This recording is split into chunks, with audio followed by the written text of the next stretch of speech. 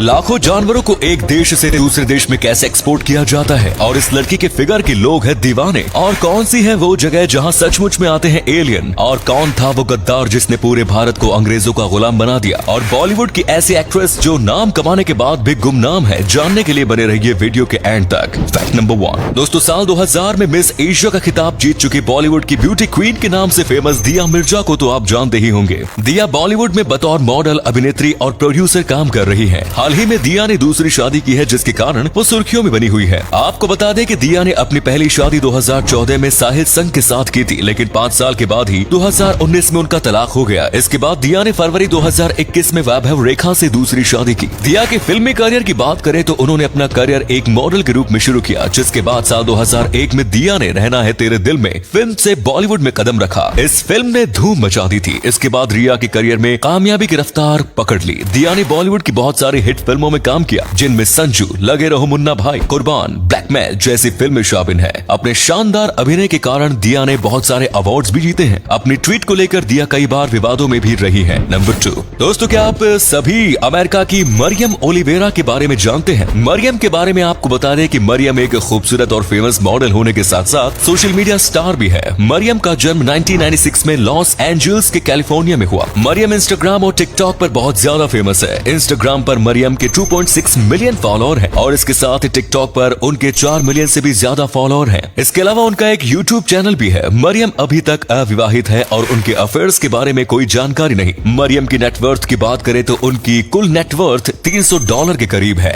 Number 3 दोस्तों, आज बड़े बड़े देश भेड़ सुअर का निर्यात करके बड़ी मात्रा में लाभ कमाते हैं और इसके लिए आज की मॉडर्न तकनीक का सहारा लिया जाता है। सबसे पहले इन जानवरों को इनके फार्म से ट्रकों में गिनती करके भरा जाता है। इन ट्रकों में 2 से 3 मालों में इन जानवर को रखा जाता है। इन जानवरों को एक्सपोर्ट करने के लिए ऐसे बॉक्सों में रखा जाता है जिसमें इन्हें सांस लेने में कोई तकलीफ न हो। इसके बाद इन जानवरों को एयरपोर्ट में ले जाकर कमर्शियल फ्लाइटों में लोड कर दिया जाता है और अन्य देशों के लिए भेज दिया जाता है। नंबर 5 बॉलीवुड में अपने सादगी भरी सुंदरता और अभिनय के दम पर पहचान बनाने वाली मधुबाला को तो शायद आप लोग जानते होंगे। मधु हेमा मालिनी की भतीजी और ईशा देओल की चचेरी बहन है। अपने कॉलेज के दिनों से अभिनय में रुचि रखने वाली मधु तमिलनाडु से आती है। हिंदी फिल्मों में अपनी सादगी भरी सुंदरता से सबका दिल जीतने वाली मधु अब 63 साल की हो चुकी है। उनके एक्टिंग करियर की बात करें तो उन्होंने अपने करियर की शुरुआत साल 1991 में तमिल फिल्म इंडस्ट्री से की थी। मधु ने बॉलीवुड में अपनी हिट फिल्म फूल और कांटे से कदम रखा है। इस फिल्म में उन्होंने अजय देवगन के साथ काम किया। साल 1992 में उन्होंने तमिल फिल्म रोजा में काम किया, जिसके लिए उन्हें सर्वश्रेष्ठ फिल्म के लिए राष्ट्रीय पुरस्कार भी मिल चुका है। मधु तेलुगु, कन्नड़ और मलयालम फिल्मों में भी काम कर चुकी है। मधु ने बॉलीवुड को कई सुपर हिट फिल्में दी है, जिनमें दिल जले, फूल और कांटे, ऐलान, जल्लाद, हम और हथकड़ी जैसी फिल्म शामिल हैं। साल 2002 में मधु ने अपने निजी कारणों से एक्टिंग को अलविदा कह दिया था, लेकिन इसके बाद 2008 में उन्होंने फिल्म कभी सोचा भी ना था से फिर से वापसी की। इसके अलावा मधु बहुत सारे टीवी शोज में भी काम करती हुई नजर आ चुकी है।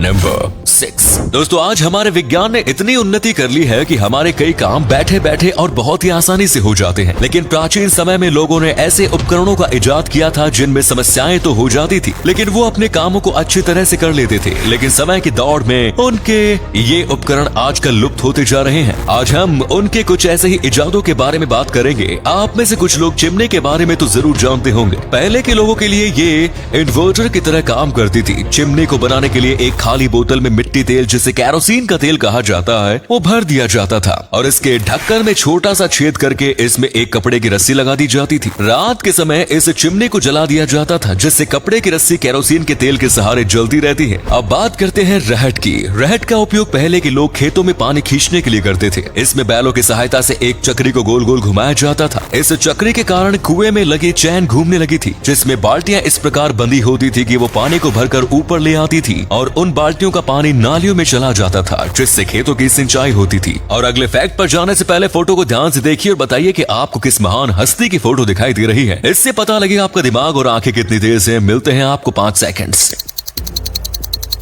नंबर 7 कई बार दुनिया में एलियन के मौजूद होने के कई सबूत मिलते रहते हैं और इनसे हमारे अंदर जिज्ञासा भी पैदा हो जाती है। एक ऐसा ही वाकया मैक्सिको से आया है, जहां एलियन लोगों के जानवरों को उठाकर ले जाते हैं। दरअसल मैक्सिको के डुल्सी बेस के पास रहने वाली एक जनजाति ने बताया है कि उन्होंने यहां पर कई बार यूएफओ को उतरते हुए देखा है। डुल्सी बेस में नासा का एक सीक्रेट रिसर्च सेंटर भी है, जहां पर वो एलियन पर रिसर्च करते हैं। इस जनजाति के लोगों का कहना है कि एलियन उनकी गायों को ले जाते हैं और कई बार उन्होंने अपनी गायों के कई अंगों को गायब भी पाया है। नंबर 8 दोस्तों, वो कहावत है ना कि जो लोग दुश्मनों से नहीं हारते वो अपने ही लोगों की गद्दारी से हार जाते हैं। हमारे इतिहास में भी ऐसी बहुत सारी घटनाएं हैं और अगर ये गद्दार ना होते तो आज हमारा इतिहास कुछ और ही होता। आज हम बात करेंगे ऐसे ही एक गद्दार मीर सादिक की। दरअसल मीर सादिक मैसूर का शेर कहे जाने वाले टीपू सुल्तान का वजीर था, लेकिन उसी की गद्दारी के कारण टीपू सुल्तान अंग्रेजों के हाथों मारा गया। टीपू सुल्तान ने अपनी बहादुरी से कई बार अंग्रेजों के दांत खड़े किए थे। टीपू सुल्तान अंग्रेजी सल्तनत के खिलाफ आवाज उठाने वाला पहला भारतीय शासक था। टीपू सुल्तान की बहादुरी देखकर अंग्रेज